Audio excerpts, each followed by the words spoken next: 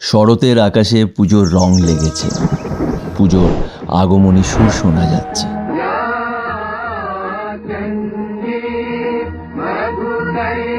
কিন্তু এইবার শব্দটা সেরকম জোরালো নয়।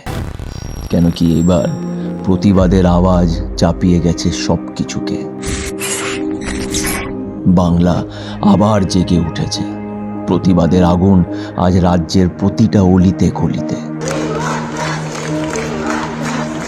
তাই মনের ভেতরে কিছু প্রশ্ন উঠে আসছে। প্রশ্ন যে এইবার কি অসুর দমন হবে? অসুর মানে মহিষাসুর নয়, মানুষরূপী অসুর। পড়বে কি তাদের মুখোশটা খুলে? এইবার কি হবে বিচার? হ্যাঁ, বিচার হবে। তুমি যতই চেষ্টা করে নাও, ওনাকে আটকাতে পারবে না। উনি মানেই আমার আপনার সকলের মা।